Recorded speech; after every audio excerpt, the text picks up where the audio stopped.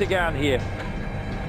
Everyone else, it's a style to be copied and indeed admired, but it's a difficult one to actually master. Saves his energy, and then as soon as he gets back on the power, everyone else just bedding in behind. It's a great place to be, I guess. Nibali and Oran, what could they do? Knowing that that roundabout is there, and suddenly seeing that there's a division in the road. Watch this!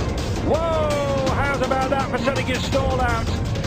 Teeing himself up for the bunny hop, takes the short way round the roundabout to reach out and go for it. Who will be then to match him here? Nibali almost gives up, waiting for the packet. By the looks of things, but it's going to be Sagan. Oh, and how about that? Nibali does just cruise across the line, I think, in third place ahead of Impey and Galopin, who were late arrivals to the party.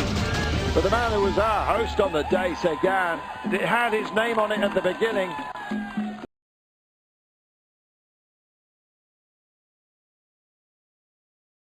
Launched in good position. Look at Peter Sagan. Peter Sagan coming for the line, but it's Philippe Gilbert who's gone. Gilbert's gone early. Will he be able to get the gap that he needs? Peter Sagan has got to his wheel, and it's going to be difficult for Gilbert to hold off Peter Sagan as they head for the line. Sagan goes on the left-hand side in green. On the right-hand side, Gilbert tries to hold on for as long as possible, but no one is going to deny Peter Sagan, who takes victory on stage 3 of Tirreno Adriatico. Super performance from the Cannondale. He was the favourite all day long, and he delivered when it was required.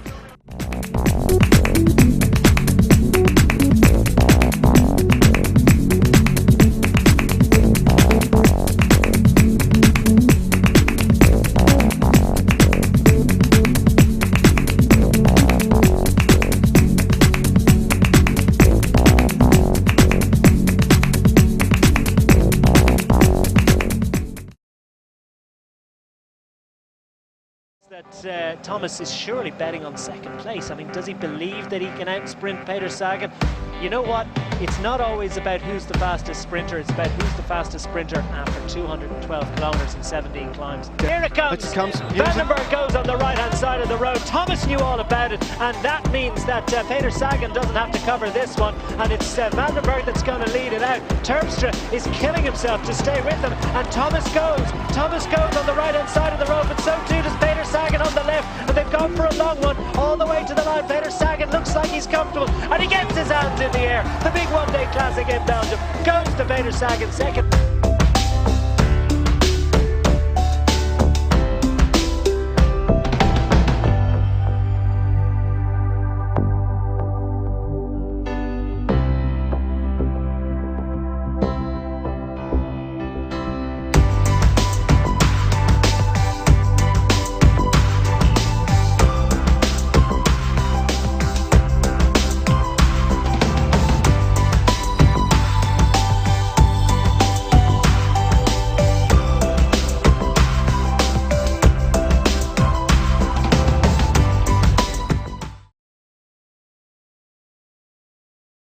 And here we go, Sagan having a look. He may well have to do most of this himself. Wants to stay safe, attacks, goes in, and I wouldn't be surprised to see him pick up the pace, and he certainly does. Off the nose, he goes, and who's going to have the will to stay with him? He's burned his teammates, they got him into a safe place. He's got one wingman right now to protect his back wheel. 9.2, believe me, this is an attack. Just look at Terpstra's face. Terpstra has given everything 100% to go with Sagan here. He's got a teammate with him, but just behind you've got Terpstra and Steegmans. This race has been set alight. Absolutely, and Christoph is also in the frame for Katusha just behind. Sagan injects the pace. Terpstra tries to stay with him, but just look what Sagan is doing right now. The gear surely, they're going to spread across the line, and Sagan hits it. The afterburners are on. Sagan's running for this one. Oh, he's going to hit the line, but he's going to have company as well. Oh, and he eases up right at the very last, and I believe hands the victory over to his teammate.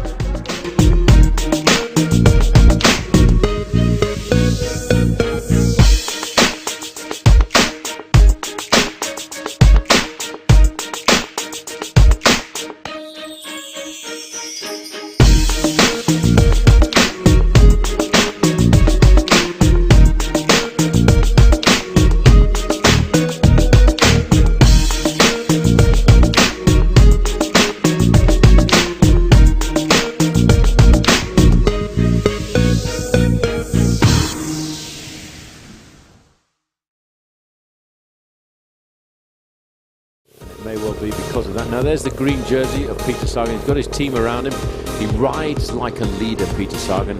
He's riding here to buoy the morale of his troops as they come to the front to set the pace here, to try and eliminate as many of the sprinters as they can from this group. And it looks like Van Poppel is on his wheel, and in third place it's Peter Sagan, and it looks like Zach Dempster in fourth place as they head up the finish straight. Now the road opens up in front of them, and Torhoshot has taken the lead, absolutely stamping on the pedals. He won in similar fashion the World Championships a couple of years ago, of course, in Geelong, Australia, but it's Peter Sagan who takes it in inimitable style, punches the air, left it late, 50 metres to go.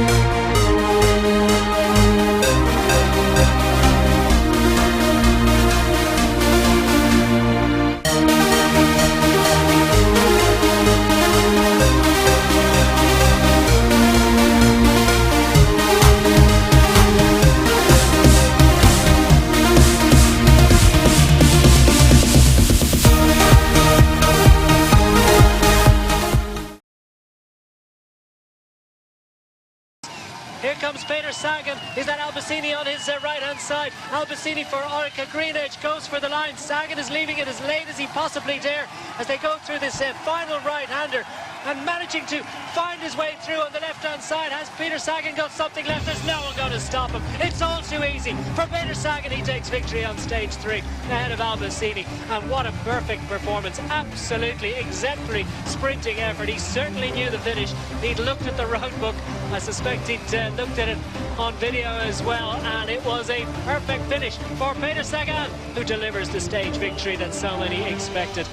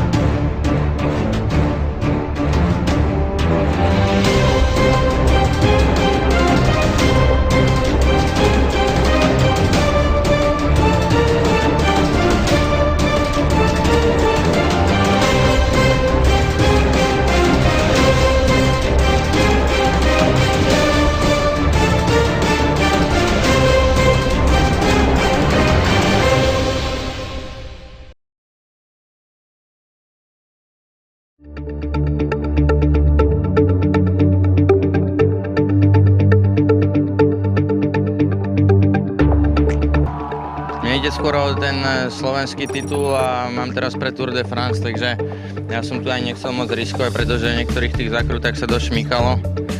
To bolo tak, jak to bolo, ale myslím si, že super aj tak.